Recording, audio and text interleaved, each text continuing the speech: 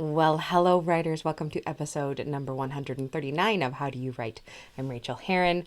Thrilled that you're here today, as usual. Today I'm talking to the incredible and lovely Alexandra Villasante, who is just like my new best friend. So it was wonderful to speak to her. She has such a charming and delightful spirit and a wonderful way of looking at writing, and you're gonna love it. This introduction will be a little bit short. I struggled with a migraine this week. I went out of town with some writer friends to the Madonna Inn, which is this crazy pink castle basically in San Luis Obispo. I'd never stayed there. It is just a magical AF. But I got a tremendously bad migraine, one of the worst in a long time.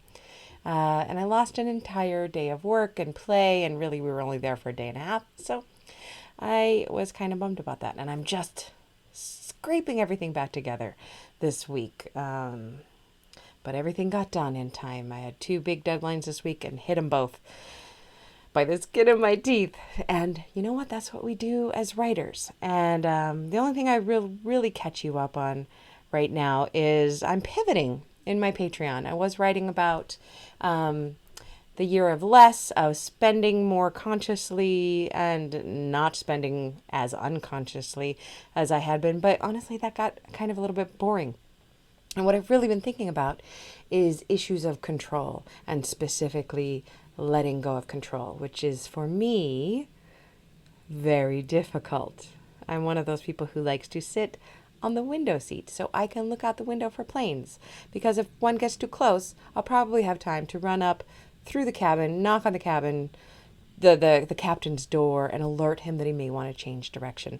And that is only slight hyperbole. I believe that I don't believe, I know that I have actually looked out the window for that reason. I am a control freak, and I'm learning to let go of a lot of things. And it feels really good, and I want to explore that in my Patreon essays. So that is something I started doing this week, and that felt wonderful.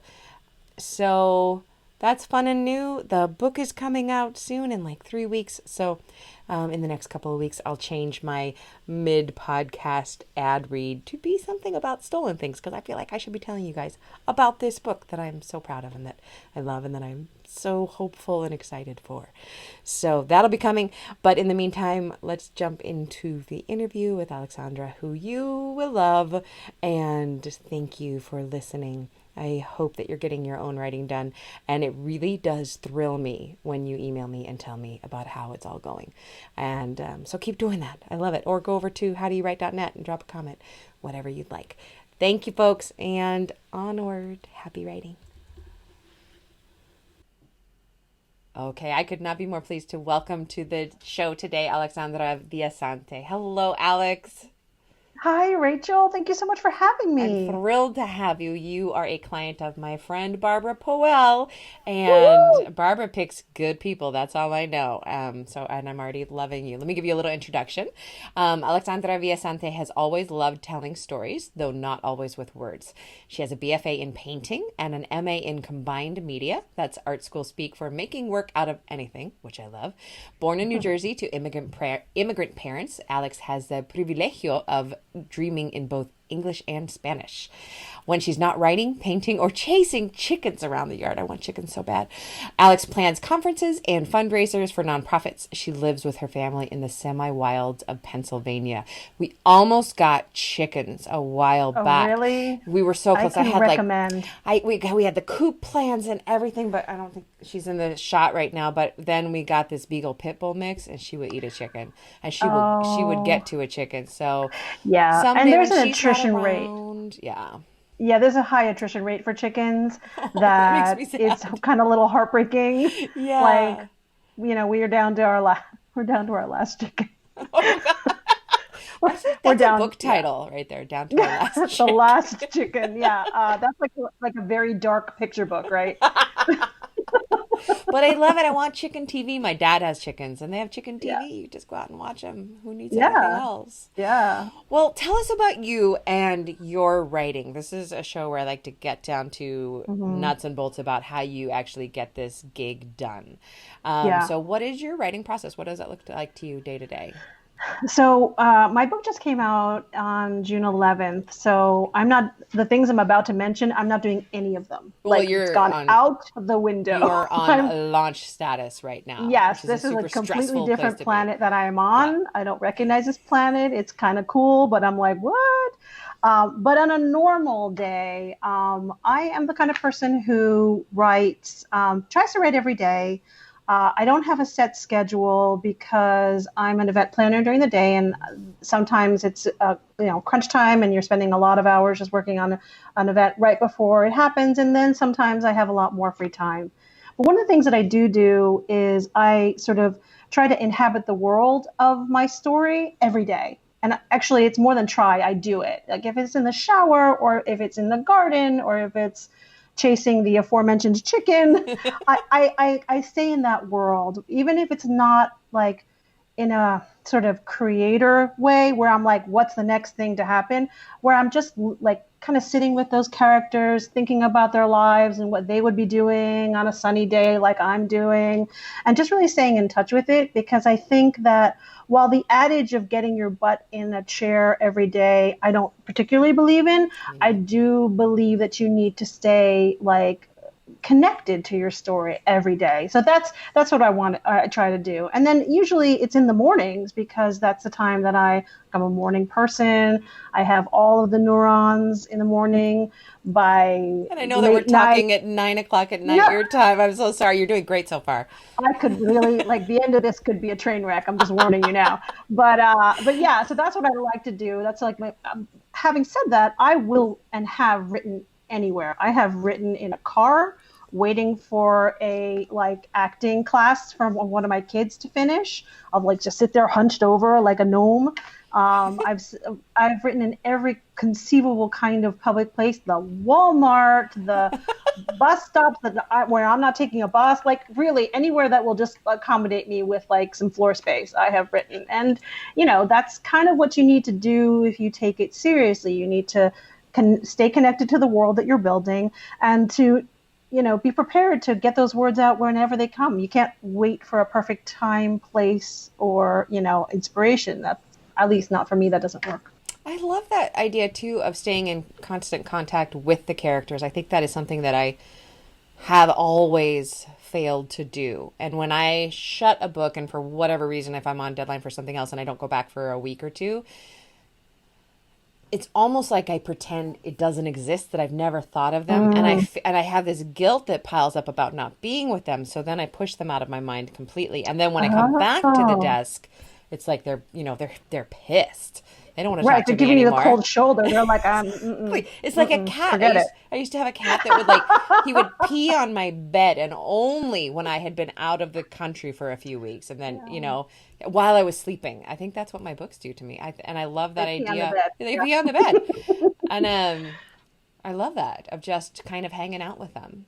Yeah, I don't think, I think maybe, I don't know if you do this, but I think some people think that you have to do a lot of work with characters if you're going to do any work at all. And I don't think that's necessarily true. If you just sort of think of them and keep them alive the way that you would sometimes if you just have a memory of something that you love and makes you happy, you can do the same thing with the scene that you really love, you're really looking forward to, and just check in with it that way. So that's what's worked for me. That's huge. I am going to adopt that. I'm going to try to remember to do All that. right. What is your biggest challenge when it comes to writing?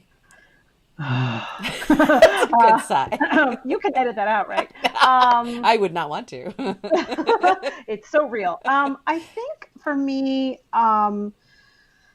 my biggest challenge, I was thinking about this, my biggest challenge is really also, in a way, my biggest joy. So when, I don't have that much, I enjoy drafting. I'm like, plugging away at something. And then when I get a edit letter back from my editor, it's usually very long, detailed, everything I've ever done wrong, and but it's never going to be, hey, this is wrong, fix it like this. It's going to be, hey, this is wrong, go do the work. Yeah.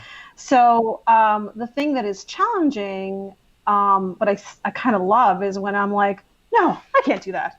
No, it's impossible. And I know myself now, so I let myself go through all those steps. Like, this is ridiculous. What does she want? Blood from a stone? And I'm like doing that, like, pacing. My kids are like, what is she doing? But at the same time that I'm complaining and rejecting and doing all this defensive stuff that you do when you get an edit letter and it's challenging, the back of my mind is going, no, wait, hold on, I got an idea. And that's actually one of my biggest joys, that sort of moment of epiphany where it just sort of like, and it happens, I'm sure, in the back, way I'm in like the convinced of that too. bleachers, It's under the bleachers in the subconscious, but Yes, it's down there. working. Yeah, and while you're complaining because you're like spinning your wheels, the back is going, "Hold up, I got this." And then some magic starts to happen, and I love that feeling. I mean, I am convinced that all of the difficulties that it is being a writer and a published author and whatever stage you are, there's a lot of heartache for sure, but that feeling, I mean, it's worth it. I It's worth it. totally agree. I always think of it like it has this noise, and I've written about it before, but it's like it goes shunk as all the Yes. pieces slide in exactly where they were supposed to go, but you had Yes. no idea until that moment. Barbara O'Neill calls that the girls in the basement. Like there are Girls the in the girls in basement. the basement in your brain. They're Yes. just down there, just talking about it, working it out for you, and then they shoot it up to you every once in a while. Yes, and then when I get it, I giggle like a girl in the basement. Like I'm Yes. like, like there's like it's euphoria. It really is. I usually like turn to So Twitter and try to say something happy about it, but you can't describe that feeling. you You can't. can't. And if you haven't experienced it, people think you're nuts. So yeah, you're best to let's just keep it between us. And that's what I love about revision is because it happens so much more often than it does in a first It's draft. true. Yeah. It's true. Yeah. It's a beautiful thing. Can you share a craft tip of any sort with us? Um, yes. So I have two, but I will keep it down to one. Oh, give us And two. this You can give us Oh, two. okay. So one of them actually is Barbara's. Oh, So I don't good. know if she's yeah. So whenever you know that when you write and you finish, you have to write the next thing. It's always about writing the next thing. You don't stop because you Right. don't, and you shouldn't either because it's like a muscle and you have to keep it I think it's exercised healthy. and It's going. healthy for us. It Yeah. is. It is. It's also healthy to get yourself out of the world that you spend a lot of time in to get into another world, even though it feels difficult. So write the next thing. But a lot of times, you have three, maybe four ideas that you've been kicking around for a while and you've sort of worked on them in your head. And those are great. But before you choose one of them, one of Barbara's adages is to write blurbs, sort of like come up with ideas, 20 of them, not 19, not 21, exactly 20. And in my head, I call it the drop and give me 20. And I've done this for her and it has worked. But so you get your five, you start and you're like, okay, you do your little Word document and you number your things and you go number 1, 2, 3, 4, 5, and you're fine at those, right? And then you're going to dig deep a little bit and you come up with the next five. And then 10 to 15 is like scraping the bottom of the barrel. And then from 15 to 20, like something really magical happens where you are like you're looking everywhere for story. You're just looking at like, oh, cereal and rulers, that makes a story. No, wait. And you're really you're pushing yourself out of your comfort zone. You're pushing yourself toward like ideas that maybe you even haven't considered, and sort of, if you've had an idea for a meet cute, but it's something that you are a little afraid of, or just even subconsciously you haven't wanted to go there, for those last five to make 20, you will go there. I And that has consistently been where I've gotten the idea that Barbara goes, write that one. I Yeah. love you and I hate you right now because that sounds so hard. And I'm actually It's hard. deciding between three books right now. So that's a perfect exercise. So I have an expansion question on that. Do you do this all in one sitting? No, it takes me days. Okay, I was It gonna takes say I me couldn't do days. that. It takes Yeah. me days, and it does something weird to your brain. I think it rewires the way you think a little bit, Yeah. because you're used to coming up with ideas and thinking things like A plus B equals C. But this is such the pressure to get 20 and the pressure to get 20 that are different. You get your subconscious working. So one idea that actually, so the book before, The Grief Keeper, was a book that we went on submission and there was some interest, but ultimately it didn't sell. But it was one of the drop and give me 20 ideas. And I had it like while I was like half asleep. My brain was still revved and trying to find an idea.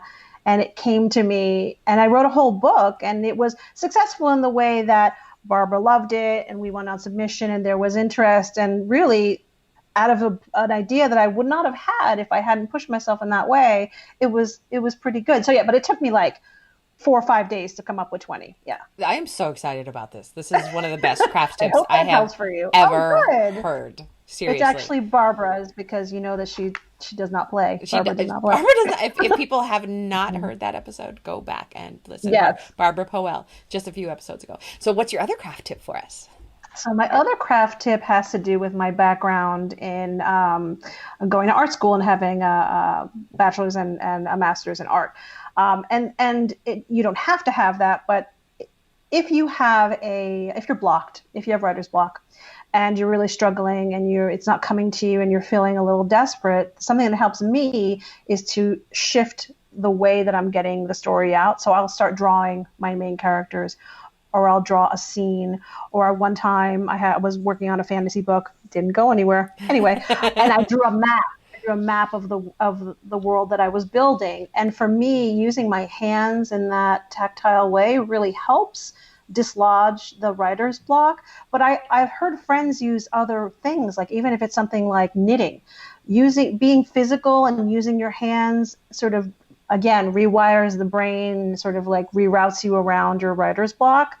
So I feel like if you are experiencing writer's block and you are, butting your head up against a wall, don't go around, build another path. And that's often by doing something manual or physical. That's beautiful. And I really like the map idea, because I'm not a visual artist of any kind.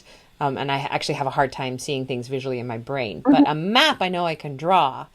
And I can imagine that wandering around on this map. I use this as a memoir exercise where people draw the map of where they grew up, and suddenly you start making connections. Oh, and then there was that thing that led to night, and then that happened. But I can imagine that would happen the same thing for a book. So this is sounds great. Yeah. Another. Oh, I love your tips. Okay, so I put it in the wrong file here. Where is it? I have a new question. You're the guinea pig for this. Yeah. So regular listeners will know. What thing in your life affects your writing in a surprising way? So again, I'm going to go back to the art school thing, that experience, and I guess for anybody else, it would be whatever either your day job is, or like a past life, something else that you've accomplished. But for me, going to art school really taught me how to see and how to observe in a way that I think sometimes writers have to learn when they're doing the old, show, don't tell. Because when you are either drawing or painting or even making films, because in my master's degree, I ended up making movies because I don't really know why. Anyway, let's just draw a veil over that. But it makes you sort of take a step back and not take for granted the things that you're looking at. So just looking at things differently, looking at them from different perspectives, looking at them from, for example, if I'm going to write about somebody's blue dress, I'm not going to sit there and describe the blue dress and, exactly what shade it is. I mean, I might, but more important to me is connecting it to an emotion. So it's the blue dress that her grandmother wore, or the blue dress that her grandmother never wore, and every object has a story. So you're really thinking of it of a deeper way than just its physical appearance. So I think that's something that having that art school background has really taught me. You can really, really see things. I love that. I am, again, bad at it, but when I'm actually in my meditation practice on a regular basis, I find my eyes are a lot more able to see things around me, and they inspire thoughts. But but other times I'm just I'm just head down. I'm terrible at meditation. I'm just super bad at it. So everybody's I bad think at that's it. Fascinating. That's that's part of the process. The whole thing is to get distracted. That is meditation.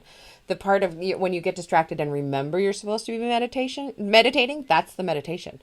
It's just the practice of bringing yourself back. And I bring myself back every half second. Sometimes. Okay, you are blowing my mind right now. When I learned that, it blew my mind. I didn't know that was for the brain. Yeah.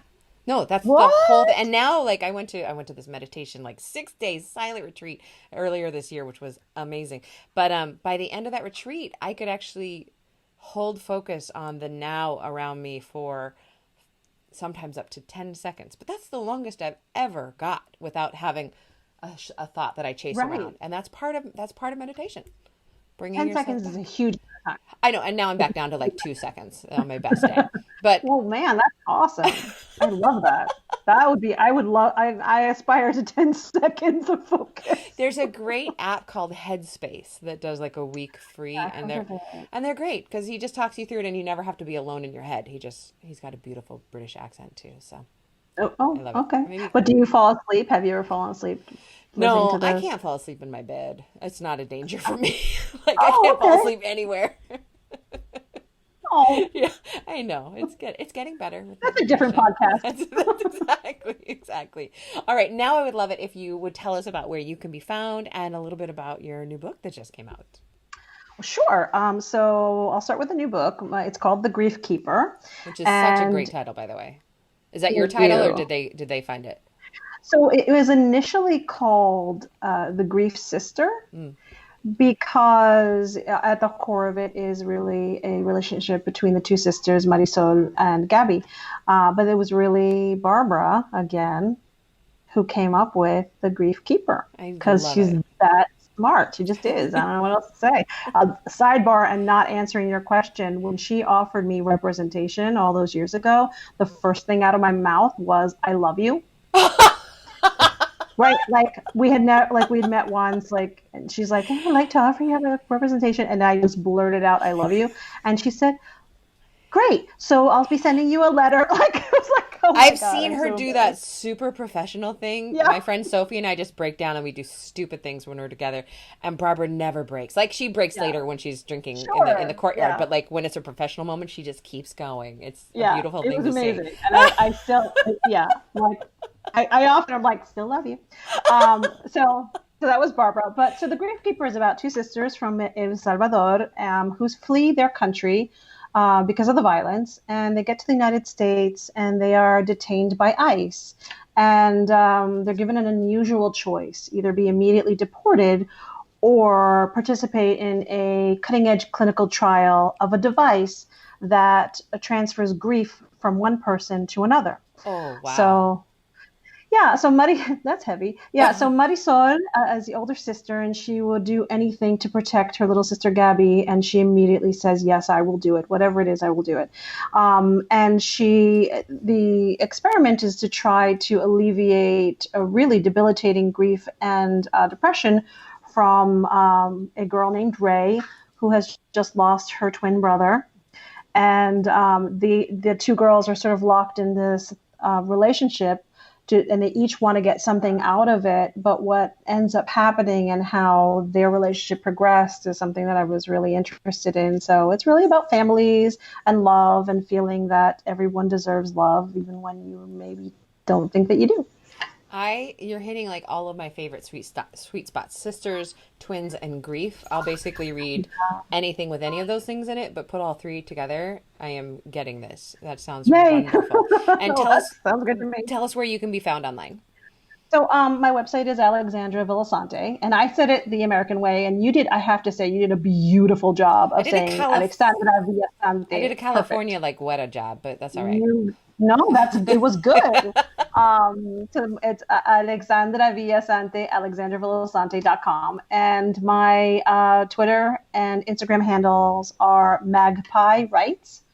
And I'm usually avoiding writing on Instagram. I love Instagram. I spent an I do hour there too. this afternoon looking at It's sewing happy. patterns. It's happy. I mean, So it's happy. So I do love it too. Yeah. you are adorable and I love you. And I Oh, would I love love you to too. meet you somewhere someday and hang out because you're I'll come to definitely California my because people. the sun's still out over there. So It I'm is. I'm It's like heading I'm heading over there. it's not gonna be down for like 2 more hours, 2.5 more hours. Yeah, it's good stuff.